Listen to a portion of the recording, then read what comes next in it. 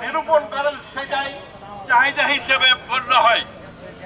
এই চাহিদা সার বরাদ্দ আমরা দাবি করছি এবং সেই পরিমাণে সার বরাদ্দ আমরা এই মানববন্ধন থেকে জোর দাবি জানাচ্ছি জনগণের কাছে এবং সরকারের পক্ষে ব্যবস্থা করা হোক। আমি এখান থেকে আমার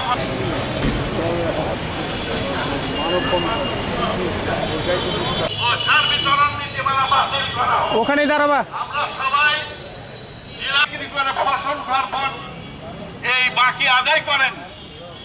এদের যে পরিমাণ সারের চাহিদা দেওয়া হয় মাত্র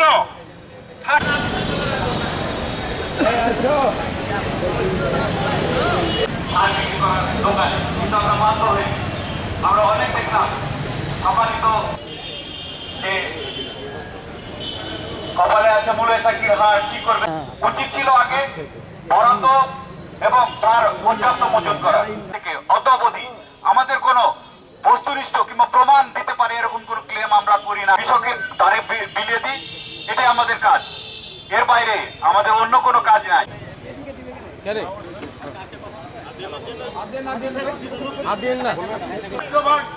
যদি বরাদ্দ দেওয়া না হয় আর কোনো অনাকাঙ্ক্ষিত সমস্যা এবং পরিস্থিতির সৃষ্টি হয়, এই জন্য প্রশাসনকে দায়ী গ্রহণ করতে হবে।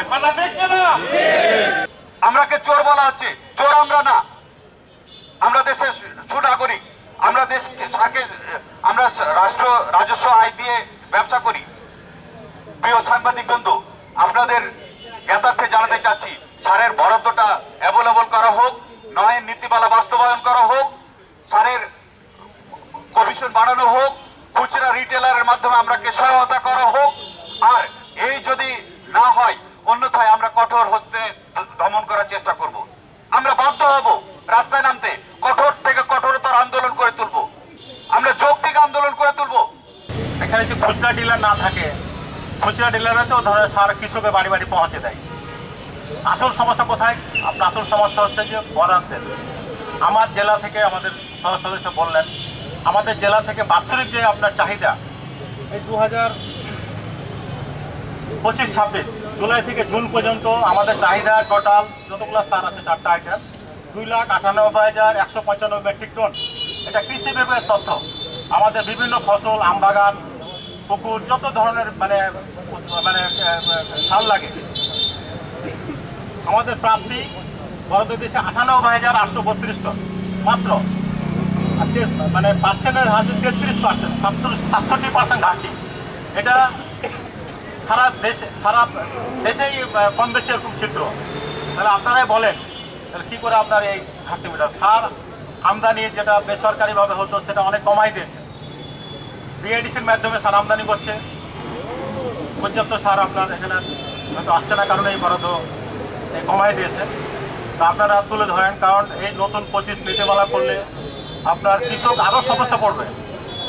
কারণ যারা এই যে 45 থেকে 50 হাজার এই যে লোক আপনার সার্ভিস দেয়, যারা খুচরা ডিলার, তারা তো বাকিতে সার বিক্রি করে, তারা তো বাড়ি পর্যন্ত সার পৌঁছে দেয়।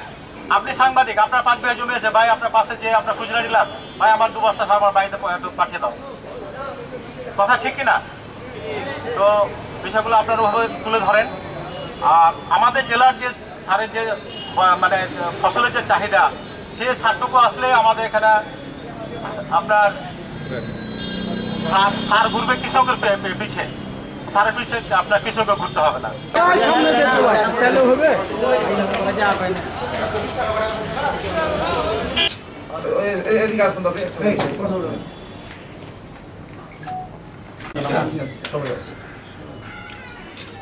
একটু ধরে